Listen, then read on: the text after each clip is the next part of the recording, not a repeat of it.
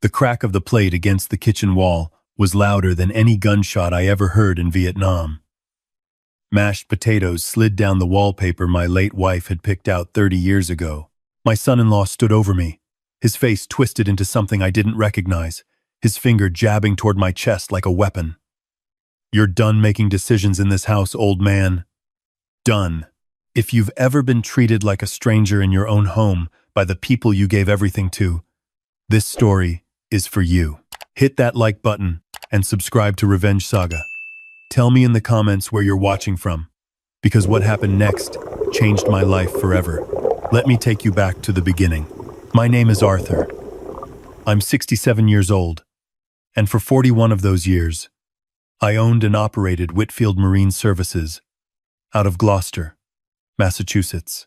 I built that company with my bare hands, starting with one beat-up tugboat and a commercial fishing license I bought off a retiring captain in 1983. By the time I handed the keys over to my daughter, Claire, 5 years ago, Whitfield Marine had a fleet of 14 vessels, a deep-water repair dock, and contracts with the Coast Guard and 3 shipping lines. Revenue was north of $8 million a year. Zero debt. I made sure of that. Zero debt, and a reputation that meant my handshake was as binding as any contract on the eastern seaboard. Claire was my only child. Her mother, my wife Dorothy, passed in 2016 from pancreatic cancer. It was fast and merciless, the way that disease always is. After Dorothy died, Claire became my whole world. She and her husband, Victor, and my granddaughter, Sophie, who was 6 at the time. I moved them into the family home on the bluff overlooking the harbor. It was a beautiful old colonial, 5 bedrooms, built in 1921. I'd restored every inch of it myself over the decades. New copper plumbing, hand-laid, slate roof, Dorothy's garden out back with the stone wall I'd built the summer Sophie was born. Victor came into Claire's life like a fog rolling off the Atlantic. He was smooth. He wore Italian shoes and talked about capital restructuring and brand synergy. He had an MBA from some school I'd never heard of and a smile that never quite reached his eyes. I didn't like him from the start, but Dorothy told me to give him a chance, and I trusted her judgment more than my own. That was the first mistake. Victor convinced Claire that the company needed modernization. He wanted to pivot from marine services into luxury yacht chartering and waterfront real estate development. He said the real money wasn't in tugboats and repair docks. It was in rich people and their toys. Claire was smart, but she loved him. And love makes intelligent people do stupid things. Within 2 years of me retiring, Victor had leveraged the fleet to secure loans for a marina resort project that existed mostly in glossy PowerPoint presentations. He sold 3 of my best working vessels to fund cryptocurrency investments. He fired my foreman, a man named Briggs who had been with me for 28 years, and replaced him with his college roommate who didn't know the difference between a bow thruster and a bilge pump. I tried to say something. I tried to warn Claire. But every time I opened my mouth, Victor was there, stepping between us, his arm around my daughter's shoulder, whispering in her ear. And Claire, my little girl who used to sit on my lap and steer the tugboat through the harbor, she started looking at me differently, like I was an obstacle, like I was a relic, standing in the way of progress. 3 months ago, things got worse. The bank called in one of the loans. Victor had missed 4 consecutive payments on the dock facility mortgage. I found the foreclosure notice in the mailbox on a Tuesday afternoon and brought it to the kitchen table where they were eating lunch. "What is this?" I asked, holding up the letter. Victor didn't even look up from his phone. "It's handled, Arthur.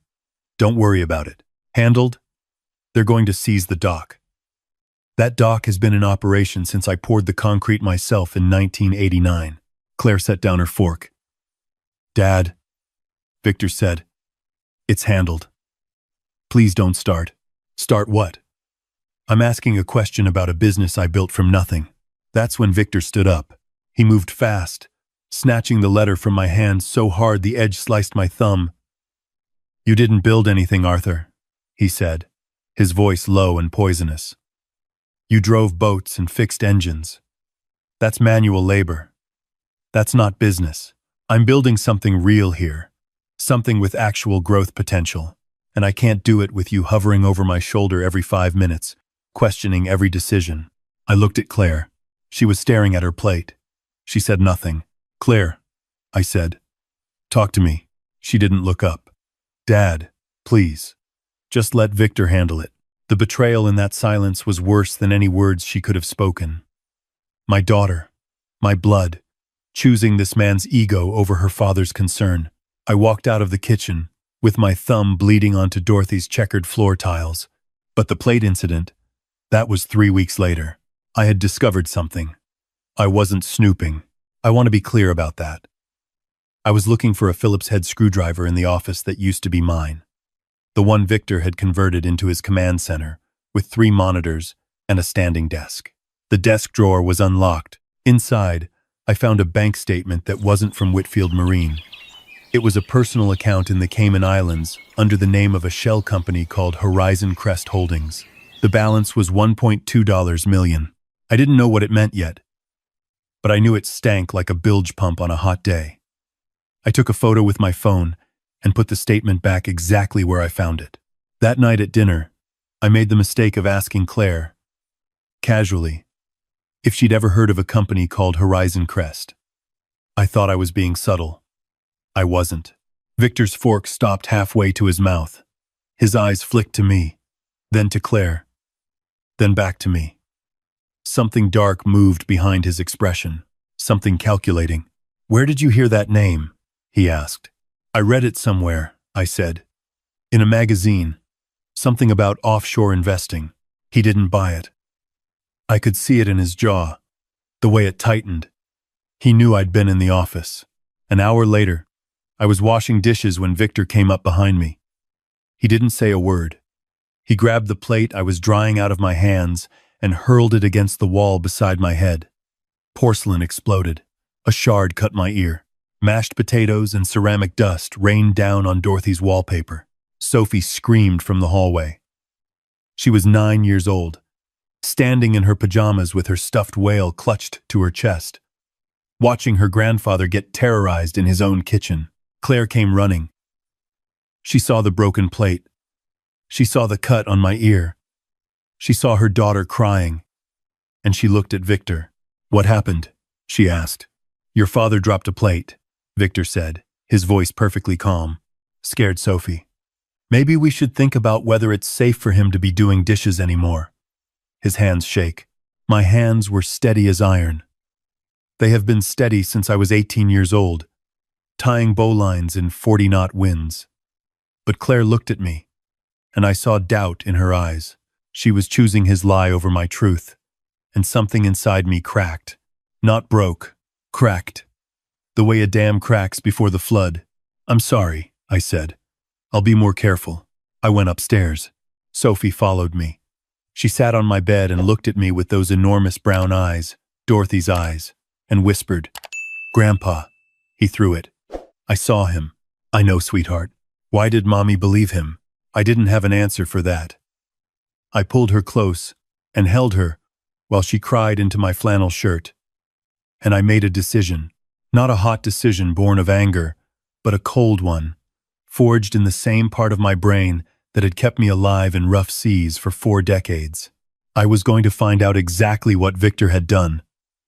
And then, I was going to make him answer for every cent, every lie, and every plate he ever threw. The next morning, I made breakfast for everyone. Pancakes, bacon, fresh squeezed orange juice. I smiled. I told Victor the pancakes were his favorite recipe. I told Claire the house looked beautiful, that she'd done a wonderful job redecorating. I was warm and compliant and completely hollow inside, because every word out of my mouth was bait on a hook. Victor relaxed visibly. He even clapped me on the shoulder as he left for the office. Good man, Arthur. This is how it should be. Family working together. I watched his Mercedes disappear down the coastal road. Then I picked up my phone and called the one person I trusted more than anyone alive. My old friend Hank DeLuca. retired FBI agent, now running a private investigation firm out of New Bedford. Hank and I had served together, fished together, buried our wives within a year of each other. He was the most dangerous man I knew, and he owed me nothing, but chose to give me everything. Hank, I said, I need you to look into someone. Who? My son-in-law. There was a pause. How deep? Ocean floor. Give me 72 hours. It took him 48. We met at the diner on Route 127, the one with the lobster roll that tourists don't know about. Hank was already in the booth when I arrived, his reading glasses perched on his nose, a manila folder thick as a Bible sitting on the table between our coffee cups. You're not going to like this, Arthur, he said. I didn't come here to be happy, Hank. I came here to know. He opened the folder. The first page was Victor's real resume, the one he never showed Claire. Before he met my daughter, Victor had been investigated twice by the SEC for securities fraud. No convictions, but 2 different firms had let him go quietly, with non-disclosure agreements. He was a professional parasite. He attached himself to family businesses, extracted wealth, and disappeared when the carcass was picked clean. He'd done it in Connecticut, done it in Maryland. Claire was his third target. The second page was worse. Horizon Crest Holdings. The offshore account I'd found wasn't holding $1.2 million anymore. It was holding $2.4 million. Victor had been siphoning money from Whitfield Marine through fake vendor invoices for 18 months. He was paying a company called Atlantic Supply Partners for equipment that didn't exist. Atlantic Supply Partners was registered in Delaware under a different shell company that traced back to... I felt my stomach turn. His brother, Dennis, who lived in Miami and had a conviction for wire fraud. It's a family operation, Hank said. Victor finds the mark.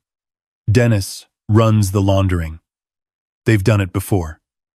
If to lie, I turned to the third page.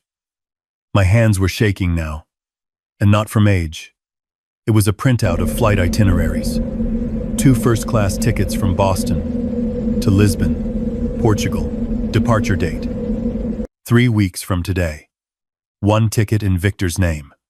The other in the name of a woman named Rachel Dunn. Who is Rachel Dunn? I asked, though part of me already knew. Hank slid a photograph across the table. It was taken with a telephoto lens. Victor and a woman, maybe 35, dark-haired, attractive, walking arm in arm into a boutique hotel in Providence. The timestamp was last Tuesday, the day he told Claire he was meeting investors in Boston. She's a real estate broker, Hank said. They've been seeing each other for over a year. She's the one who set up the Lisbon connection. Portugal has favorable residency laws if you bring enough capital. He's planning to emigrate. I stared at the photo. My son-in-law, the man who ate at my table every night, who kissed my daughter goodnight, who read bedtime stories to my granddaughter, was planning to rob us blind and flee the country with his mistress. What about Claire? I asked. What about Sophie? Hank's face told me everything before he spoke. There's a petition drafted on his laptop. My tech guy pulled it off a cloud backup. He's planning to file for divorce the week after he lands in Lisbon. He's going to claim Claire mismanaged the company. He's going to use the debt he created as evidence that she's financially irresponsible. And, Arthur, Hank paused. He's going to challenge your mental competency as part of the custody filing. He's been building a paper trail. Doctor visits he scheduled for you that you never attended, but the records show you did. Pharmacy prescriptions for dementia medication under your name that were never filled but are logged in the system. The diner seemed to tilt sideways. He was fabricating evidence of my mental decline. He was creating a ghost version of me. A confused old man who couldn't be trusted to testify. Couldn't be trusted with his own granddaughter. He's going to take Sophie? I whispered. He's going to try to use Sophie as leverage in the divorce settlement. But his endgame is Lisbon with Rachel. Sophie is a bargaining chip, not a priority. I closed the folder. I looked out the window at the harbor where my boats used to sit. Most of them were gone now, sold for pennies to fund Victor's fantasies. What do you want to do, Arthur? Hank asked. I took a long sip of coffee. It was bitter and strong, the way I liked it. Do you still know people at the bureau? I know people everywhere. Good. Because here's what we're going to do. I drove home with the folder locked in the hidden compartment under my truck's back seat, the one I'd welded in myself years ago for storing cash when I collected dock payments. Victor would never think to look there. He thought I drove a truck because I was too simple for a luxury car. He had no idea I drove a truck because a truck is a tool, and I have always been a man who respects his tools. That evening, I cooked dinner again. Pot roast, Claire's favorite, with roasted potatoes and gravy from scratch. I set the table with Dorothy's good china, the set we'd bought on our honeymoon in Vermont. I lit candles. I poured wine. Victor came home late, smelling faintly of perfume that wasn't my daughter's. He saw the table and raised an eyebrow. "What's the occasion, Arthur?" "No occasion," I said, ladling gravy over his plate. "I just realized you were right. I've been holding on too tight. This house, the company, they're yours, and Claire's now. I need to accept that." Victor smiled. It was the smile of a shark that sees blood in the water. "That's very mature of you, Arthur. I'm glad you're finally seeing reason." Claire looked at me from across the table. Something flickered in her eyes, concern maybe, or guilt, but she said nothing. She hadn't said much of anything to me in weeks. Sophie, sitting beside me, squeezed my hand under the table. She didn't trust Victor. Children see what adults refuse to look at. Over the next 2 weeks, I played the role of the defeated old man with the discipline of a stage actor. I shuffled more than necessary. I pretended to forget where I put my keys. I asked the same question twice at dinner, and watched Victor exchange knowing looks with Claire. But every morning at 5 a.m., while the house slept, I was on the phone with Hank. The investigation was expanding, like a net being cast wider and wider. Hank's contacts at the FBI's Financial Crimes Unit were interested. Very interested. The fake vendor invoices alone constituted wire fraud. The offshore accounts were money laundering. The fabricated medical records were identity fraud. And the forged prescriptions were a federal offense. "They want to move on this," Hank told me on day 12. "I have an idea," I said. "I'm listening. Claire's birthday is next Saturday. I'm throwing her a party. A big one. I've already told Victor I want to use it as an occasion to officially sign over my ownership stake in the house and the company. Full transfer. No strings attached." He nearly fell over himself, agreeing. Hank was quiet for a moment. "You're baiting the trap." "I'm setting the table," I said. "All Victor has to do is sit down and eat."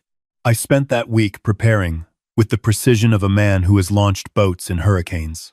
I coordinated with Hank, who coordinated with Special Agent Morales at the FBI field office in Boston. Morales was a sharp woman in her 40s who specialized in financial fraud. She told Hank she had been tracking Victor's brother Dennis for 2 years, but never had enough to connect the dots. My case was the missing piece. The plan was simple. At Claire's birthday dinner, I would present the transfer documents. Victor, believing he'd won, would sign them, but the documents weren't what he thought. They were prepared by my attorney, old Margaret Chen, who had handled every contract Whitfield Marine ever signed. Hidden in the legalese was a clause requiring full financial disclosure of all assets connected to the company. The moment Victor signed, he would be legally affirming that the books were clean, which they weren't. That signature would become Exhibit A. Meanwhile, Hank had placed a recording device in the study. Legal in Massachusetts. One-party consent state for recordings in your own home. I just needed to get Victor talking before the party. Legal in Massachusetts. The morning of Claire's birthday, I made her breakfast in bed. Blueberry waffles, her mother's recipe. She cried when I brought the tray up. It was the first real emotion I'd seen from her in months. "Dad," she said, her voice small. "I'm sorry. Things have been hard. Don't apologize, sweetheart. Everything is going to be fine. I have a surprise for you tonight." She smiled, and for a moment I saw the little girl who used to race me to the dock. I wanted to tell her everything. I wanted to shake her and say, "Your husband is robbing you blind, and planning to leave you destitute. But I couldn't. Not yet. If I warned her, she might warn him. Love makes people do terrible things, and she was still under his spell. I had to break the spell first. I made. That afternoon, I caught Victor in the study. This was the critical moment. I had rehearsed it in my mind 100 times. Victor, I said, closing the door behind me. I want you to know I'm at peace with tonight. He looked up from his phone. Probably texting Rachel. That's good, Arthur. It's the right move. I just want to make sure Claire and Sophie are taken care of. That's all I care about now. Of course. Family first. And the company, I pressed gently. I need to know the company is solid. I know things have been tight. I heard about the bank calling in the doc loan. Victor leaned back in his chair. He was relaxed, expansive. He thought he was talking to a beaten man. Arthur, I'll level with you. It's been rough. The market tanked our investments, but I've restructured the debt through a holding company. The money's safe. It's just in a different vehicle now. Offshore, where the tax burden is lighter. Offshore? Horizon Crest. It's completely legitimate. Dennis, my brother. He runs a financial services firm in Florida. He handles the accounts. Everything is above board. In 6 months, we'll be flush. The marina project alone is going to generate $3 million in its first year. He was talking freely now, feeding me the details I needed, because he thought I was too old and too simple to understand what he was really saying. And the equipment purchases? I said. Atlantic Supply Partners. I saw some invoices when I was looking for a screwdriver last month. Big numbers. Victor hesitated. Just for a second. Then the mask slid back into place. Industry prices. Arthur, marine equipment isn't cheap. You know that better than anyone. I do know that, I said, which is why I thought the prices seemed high. But I'm sure you know what you're doing. He smiled. I do, Arthur. Trust me. I trust you, I said, and walked out. In my truck, parked behind the garage, Hank was listening through an earpiece connected to the device in the study. He texted me one word. Perfect. The guests arrived at 6. I had invited everyone. Claire's friends, some of my old crew from the docks, a few neighbors, and 3 people who didn't look like they belonged at a birthday party but who blended in well enough. Agent Morales and 2 federal agents, dressed casually, holding wine glasses filled with ginger ale. The house looked beautiful. I'd hung lights on the back porch and set up a long table in the dining room with Dorothy's china and fresh flowers from her garden. Sophie had helped me arrange the centerpiece, a model boat she and I had been building together in the garage. It was a replica of my first tugboat, the Dorothy May. Claire was radiant. She wore a blue dress and laughed more than she had in months. For a few hours, it almost felt like old times. Almost. At 8 o'clock, I stood up and clinked my glass. The room fell silent. I want to thank everyone for coming tonight to celebrate my daughter, I said. Claire, you are the best thing I ever made. Better than any boat, better than any dock, better than any business. You are your mother's legacy, and I am so proud of you. Claire's eyes glistened. Victor put his arm around her, playing the devoted husband. Tonight, I continued, I want to give you a gift. Not just a birthday gift, but a gift of trust. I've had my attorney draw up papers to transfer my remaining ownership in the house and in Whitfield Marine to you and Victor. Full ownership. No conditions. The room murmured with surprise. Victor's eyes lit up like a slot machine hitting 777s. Margaret Chen, my attorney, is here tonight, I said, gesturing to the silver-haired woman seated near the window. She has the documents ready. All we need is a signature. Victor practically leapt out of his chair. He crossed the room to Margaret's table, where the documents were laid out. He picked up the pen without reading a single page. Victor, Margaret said calmly, I advise you to read before you sign. I trust Arthur, Victor said, and signed every page. He signed the transfer. He signed the disclosure clause. He signed a document affirming that all financial records related to Whitfield Marine were accurate and complete. He handed the pen back to Margaret with a flourish and turned to the room, beaming. "To family," he said, raising his glass. "To family," the room echoed. I waited until the echo faded. Then I set down my glass. "Victor," I said, "there's one more thing." His smile flickered. "Just slightly. I have a present for Claire, too. A different kind of present." I reached into my jacket pocket and pulled out the manila folder. I set it on the table. The room was dead quiet. A tekli quaid in the manila phone. A tekli quaid in the manila folder. I tekli quaid in the manila. I tekli quaid in the manila folder. I tekli quaid in the manila folder. "What is this?" Claire asked. "The truth," I said. I opened the folder and pulled out the first document. This is a forensic audit of Whitfield Marine's accounts for the past 3 years. It shows that $2.4 million has been siphoned out of the company through fake invoices to a company called Atlantic Supply Partners, which doesn't exist. The money was routed through Victor's brother, Dennis, and deposited in an offshore account in the Cayman Islands. Victor's face went the color of old concrete. "Dad, what are you talking about?" Claire said, her voice shaking. I pulled out the second document.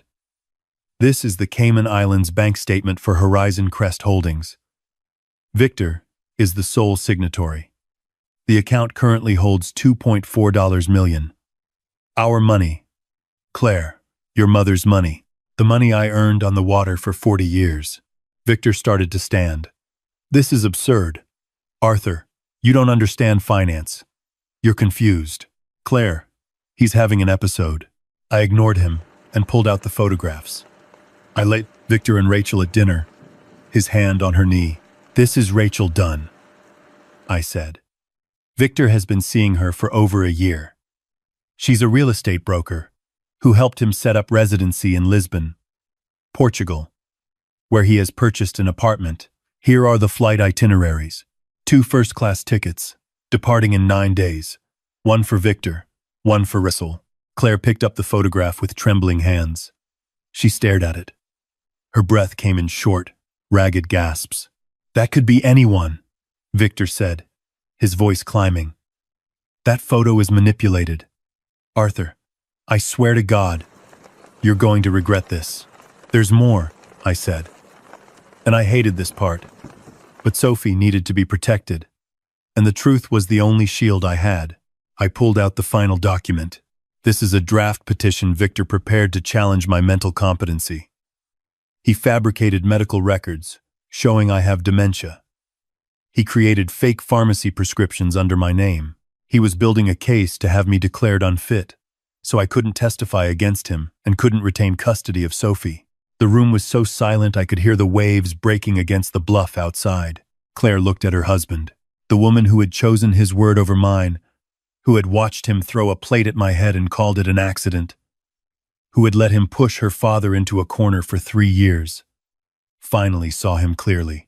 The veil fell. "Is any of this true?" she whispered. Victor lunged for the folder. "Give me that. This is private. This is stolen property. You broke into my office." Agent Morales stepped forward. She didn't hurry. She moved with the calm authority of a woman who had done this 100 times. She pulled her badge from inside her jacket. "Mr. Harlow," she said. "I'm Special Agent Morales, FBI, Financial Crimes Unit. Please, step away from the table." The blood drained from Victor's face so fast I thought he might faint. "You have been under investigation for wire fraud, money laundering, and identity fraud," Morales continued. "Your brother, Dennis, was arrested in Miami this afternoon. He's cooperating." Victor spun toward me. His veneer was gone. There was nothing underneath but a cornered animal. "You set me up," he hissed. "You pathetic old fisherman. You set me up." "No, Victor," I said. "You set yourself up. I just turned on the lights." He moved fast. He grabbed the wine bottle off the table and raised it over his head, lunging toward me. Sophie screamed. Claire screamed. But before he took 2 steps, the agents had him. They took him down hard, his face hitting Dorothy's good tablecloth, sending china and flowers scattering across the floor. The model boat Sophie and I had built tipped over, but didn't break. I caught it with one hand and set it upright. The handcuffs clicked shut. The sound was clean and final, like the latch on a well-built door. "You'll pay for this, Arthur," Victor snarled into the tablecloth, his voice muffled. "I'll destroy you. I know people. The only people you know," Morales said, pulling him to his feet, "are going to be your cellmates." They dragged him through the dining room, past the guests who stood frozen against the walls, past the birthday cake Claire never got to cut, past the portrait of Dorothy hanging in the hallway. At the front door, Victor twisted around one last time. "Claire," he shouted. "Claire, don't listen to him." My daughter stood in the middle of the dining room. The photographs scattered around her feet. She looked at the man she had married, the man she had chosen over her own father, and said nothing. She just turned away. The door closed behind him. The siren started, then faded into the distance, swallowed by the sound of the ocean. I found Claire on the back porch an hour later. The guests had left quietly. Margaret Chen had gathered the documents. Agent Morales had given me her card and told me to expect a call on Monday. Claire was sitting on the steps, looking out at the harbor. The moonlight turned the water silver. She was holding the photograph of Victor and Rachel, staring at it like she could make it change if she looked hard enough. I sat down beside her. My knees ached from the cold, but it was a good ache. The ache of a body that had worked hard and survived. "How long did you know?" she asked. 3 weeks. "Why didn't you tell me?" I let the question hang in the salt air for a moment. "Would you have believed me?" She closed her eyes. A tear rolled down her cheek. "No," she whispered. "I wouldn't have, and I'll never forgive myself for that." Don't waste your time on forgiveness, Claire. Waste it on rebuilding. The company. Dad, the company is destroyed. He took everything. He took money, I said. He didn't take knowledge. He didn't take our name. He didn't take the dock. Not yet. And he didn't take the one thing that matters most. What's that? I pointed through the kitchen window to where Sophie was sitting at the table, carefully gluing the tiny shingles back onto our model house. She had found the pieces that had scattered during the arrest and was putting them back, one by one, with the patience and precision of a born builder. Her, I said. Claire broke down. She buried her face in my shoulder and sobbed the way she used to cry as a child when she skinned her knees on the dock. I held her. I didn't tell her it was going to be okay, because I didn't know that yet, but I held her, and that was enough. 6 months later, I stood on the deck of the Dorothy May II, our newest vessel, watching Sophie hand tools to Briggs as he showed her how to check the engine housing. She was wearing a hard hat that was 2 sizes too big and steel-toed boots that made her look like a penguin, and she was grinning from ear to ear. We got the money back. Most of it. The FBI froze the Cayman accounts in the Lisbon apartment. Dennis flipped on Victor in exchange for a reduced sentence. He got 4 years. Victor got 14. No parole. The judge, a retired Navy man who understood what it meant to build something with your hands, called it a calculated campaign of financial predation against a family institution. Victor's mistress, Rachel, got 3 years for her part in the money laundering. Last I heard, she was filing appeals from a federal facility in Connecticut. I don't think about her much. Claire is running the company again. Properly this time. She fired every consultant Victor hired and brought back the people who actually knew how to work. She's at the dock by 6 every morning, wearing work boots and a Whitfield Marine jacket. She looks like her mother. She doesn't talk about Victor. She doesn't need to. The lesson learned itself. Preston called me last week. Wait, not Preston. I'm getting confused with someone else's story. Nobody called. The phone doesn't ring with bad news anymore. Sophie and I are building a new model. This time it's the whole harbor, docks and all. She measures twice and cuts once, just like I taught her last Tuesday.